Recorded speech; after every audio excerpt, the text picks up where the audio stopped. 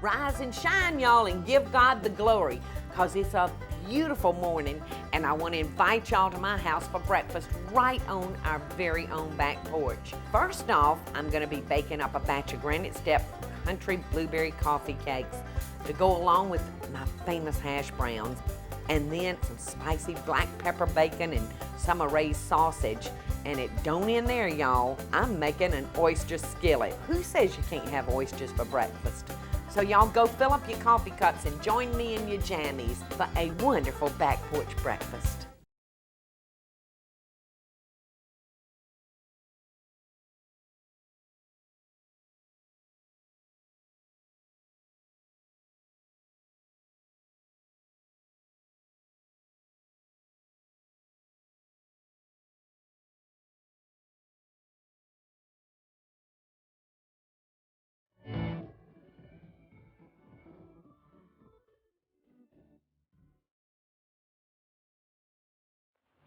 Isn't this just beautiful?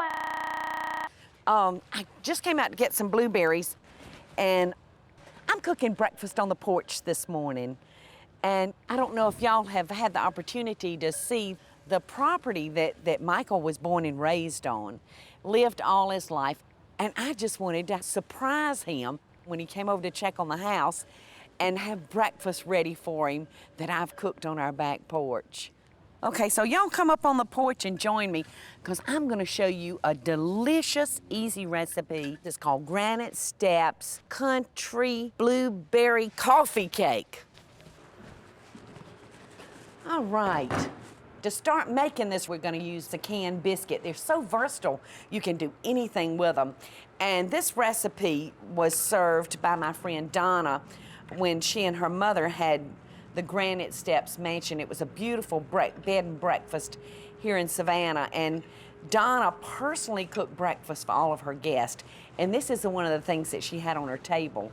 And Donna was very ingenious at preparing wonderful, tasty dishes for her guests, and so I think y'all are just gonna love this. All right, we're gonna start by quartering our biscuits just like this. And I'm using buttermilk grand biscuits. Those are the great big biscuits. You see how generous these are. I mean, these turn out kind of like a cat head biscuit. They got their name because they're actually about the size of a cat head.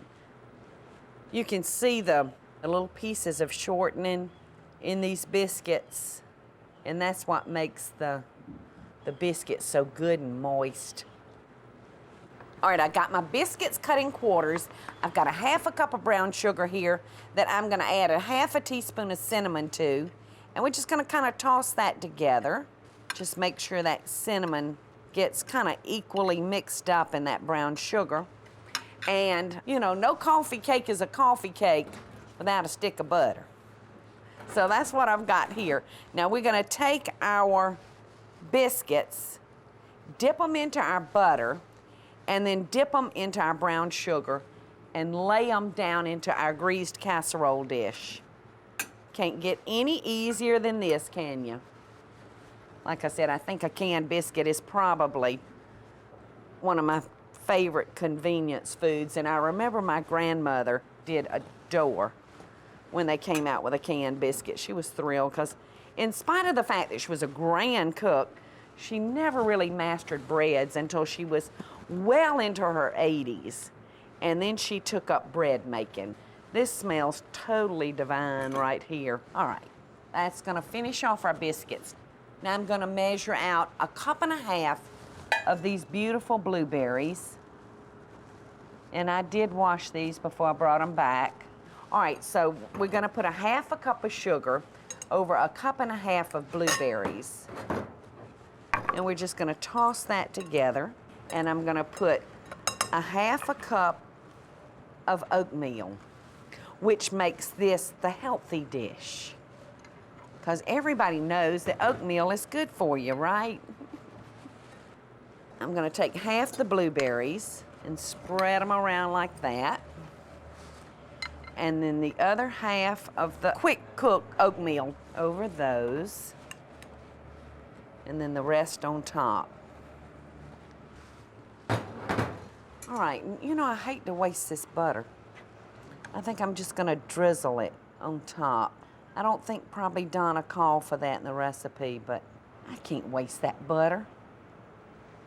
All right, it's ready to go in the oven. We're gonna put it in a 375 preheated degree oven, and we're gonna bake it for about 20 minutes because everything's really done in it except for the biscuits. So we're gonna stick these in here. And then I've got some potatoes over here. I'm gonna show y'all the hash brown potatoes that I used to make when I opened the Lady. So I'm gonna show y'all how to do those, and then we're gonna come back and we're gonna taste that coffee cake. Oh, and to go alongside of that coffee cake, y'all know I'm just a nut over savory and salty. I've got some black pepper bacon and some of the most to die for homemade sausage from Ray's Butcher Shop on Montgomery Street here in Savannah. It's gonna be so good with that coffee cake. So I'll see y'all in a minute.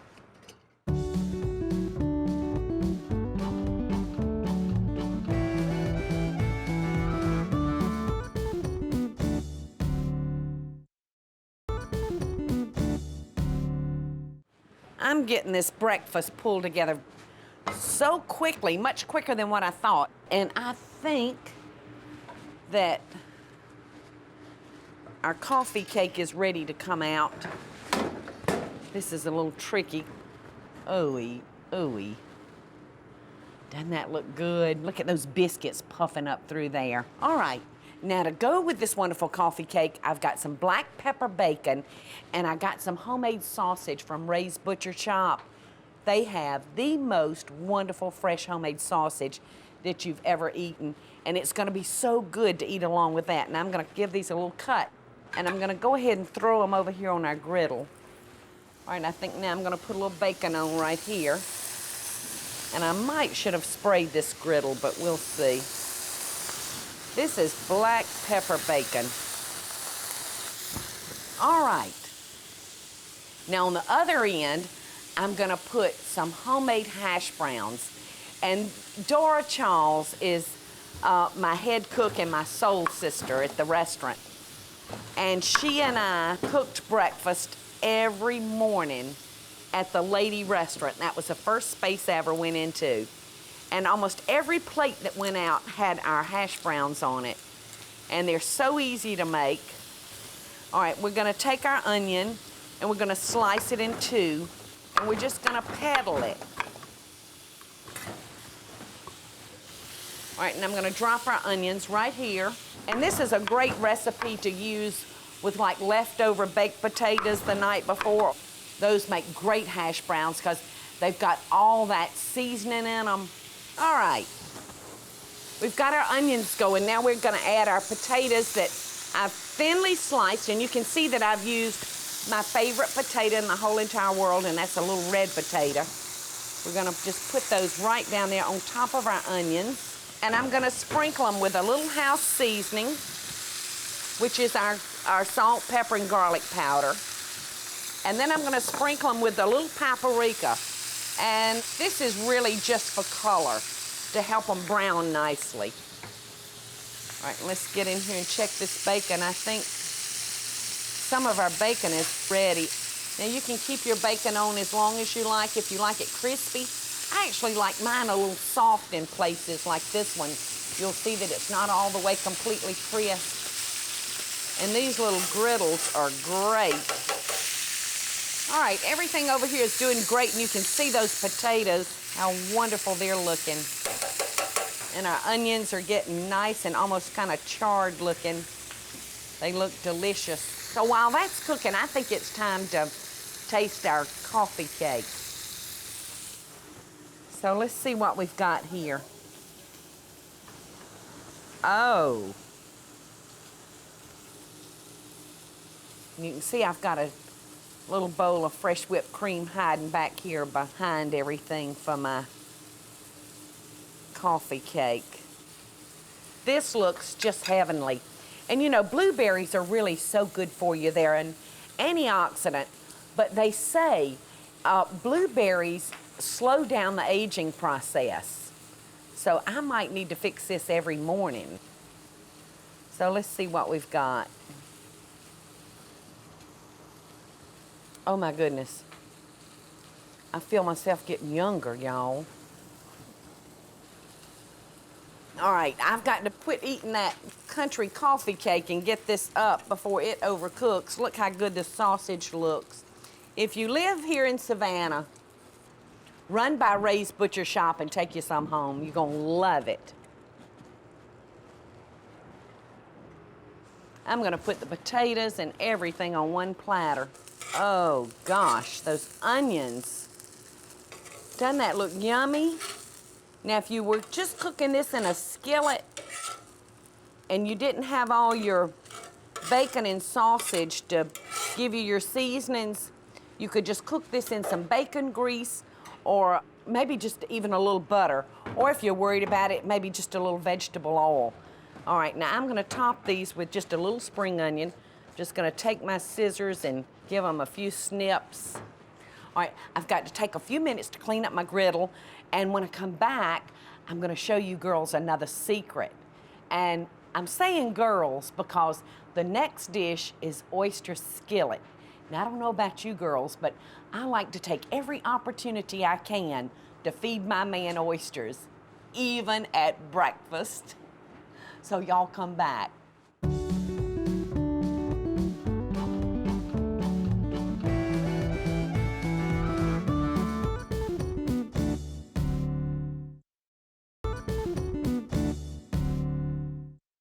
All right, girls, are y'all ready for that love potion breakfast recipe? We're gonna start by using fresh oysters. Now, you can buy these at the grocery store, already shucked and in the oyster liquor. Now, I'm gonna drain these because they'll make our dish too soft if we don't. And I'm gonna pat them dry with a paper towel. Oh, they smell so good. All right, let's see. Now I got that liquor off. Now, if I wanted to, I could actually save this liquor and make a pot of oyster stew for supper, but I think I'm gonna be through with the oysters today. So we're just gonna let those drain. Now I'm gonna take 8 eggs and we're gonna whip these up. And you'll wanna make sure that your eggs are at room temperature. They make a real nice scrambled egg if they're not real cold. And I've got these at room temperature. All right, I'm gonna spray our skillet and I'm gonna melt a half a stick of butter. And this little stove does the job. And I'm gonna beat up our 8 eggs and I'm gonna use a whisk on them so they can get nice and frothy. And I'm gonna add about 1/4 of a cup of beer. Now, you know a man can't resist oysters or beer. And you put the two together and you know you got a winner. And I'm gonna add about a tablespoon of Texas Pete. Now, you can add more if you like. And I'm gonna add 2 teaspoons of garlic powder. All right, we're gonna throw our onions in our butter. And I'm just gonna cook them until they're kinda translucent or soft. But it won't take long because our skillet is really nice and hot. All right, now I'm gonna drop our oysters in and I'm literally gonna let them cook for about 30 seconds. Oysters cook very quickly. Don't those look delicious down in that butter and onions? And you can see how the liquor from those oysters are cooking out. Okay, now I'm gonna take our eggs and I'm gonna just pour these over our oysters. And you notice that I've opted not to put any salt in this recipe, and that's because the oyster liquor is already really salty because of the seawater, so you can always add some to it, but I prefer right this minute not to salt it. All right, to finish this up, I'm gonna put about a cup of shredded cheese, and that's a Swiss cheese now that I've grated up. The Swiss cheese and the beer goes very well together. All right, now to finish this, I'm just gonna cover it and put my temperature as low as it will go, and I'm gonna let it continue cooking for about 15 minutes, maybe 20. All right, while it's cooking, I'm gonna just chop us a little parsley, just strictly for color. And I think I will add some diced tomatoes on it because down south, we love a good ripe sliced tomato. All right, so I'm just gonna dice up some tomato and I'll just put it on top of our oyster skillet. And y'all can hear the racket that I'm making. I don't know if y'all noticed, but I'm on a makeshift table. The last time Aunt Peggy was over, she and Michael and I was sitting out and she said, "Is that a water trough for like big animals?" And Michael said, "Yes, ma'am, I got to get rid of it." And when he said that, Peggy and I both sucked in our breath and said, "No, you can't get rid of that, Michael. Don't let anybody take that off." And you can see that it's serving as my table today. All right, so I've got our tomatoes, our parsley, and I think on top of that, I'll crumble up some bacon. And I'm just gonna chop this bacon, and I'll put this on top of the tomatoes and the parsley. And I'm gonna leave it kind of chunky, just like that. All right, let's come over here and check and see how our skillet oysters is doing. All right, I think that's got it. Now I wanna show you how you can serve this oyster skillet. You can take this skillet straight to the table and spoon it out, or you can flip it over. And I really prefer to flip it over. So let's go ahead and do that and see what we've got.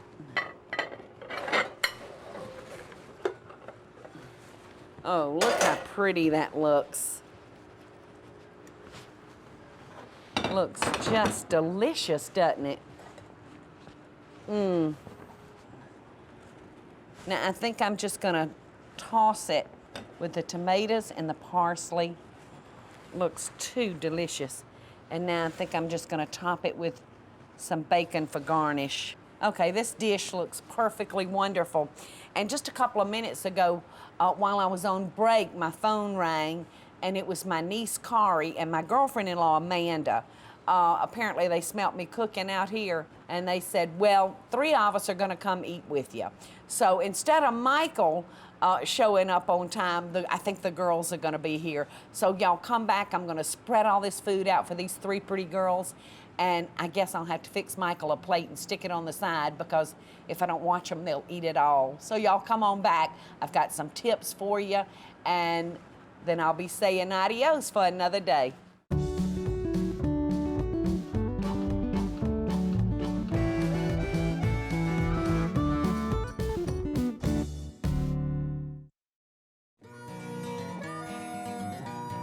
Before we leave today, I want to talk with y'all a little bit about the benefits of fresh fruit juices and vegetable juices. You can change them around, you can change your flavors around so easily with one of these juicers. Like this morning, I'm gonna fix me some orange juice and carrot juice. Now, I would never, ever drink just carrot juice, but when I mix it with the oranges, it's gonna be delicious, and I'll barely even know that I'm having carrot juice, but I'll get all the benefits from it. So, okay, here we go.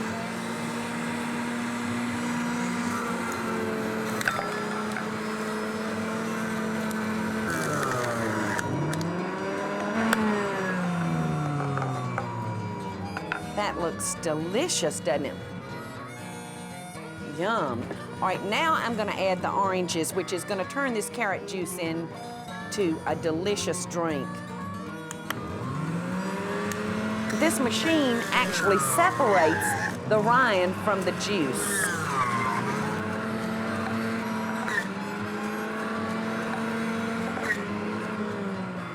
All right, you can see that I decided to add a few strawberries in there. And I'm gonna fill these glasses up about halfway, and I'm gonna be making 2 different drinks here. I'm gonna be making one for the children and one for the adults. Now for the children, I'm gonna use soda water. And for the adults, I'm gonna use champagne. It really, really looks good. So here's to you. If you can't eat your vegetables, at least drink them. I've had a great time today out on my back porch cooking up this breakfast, and I was so glad when Kari called. And I think they're gonna enjoy this Granite Steps country muffin something. Anyway, a blueberry coffee cake. I promise, girls, it's much easier to make than it is to pronounce the name. And I've got the oyster skillet, and I've got the black pepper bacon, and the homemade sausage that's just out of this world, and of course my hash browns. And while I'm introducing food, I'd like to introduce these pretty young ladies. This beautiful girl right here is my girlfriend-in-law, Amanda, and this is my niece, Kari, and this is their friend, Emily. And I heard you just had a fabulous wedding, Emily. It was great. Well, Kari said that they had a ball. Well, anyway, who's ready to eat? I am. I am too. So until next time, America, it's Paula Deen here, wishing y'all best dishes, hugs, and kisses from my table to yours. All right, dig in, girls.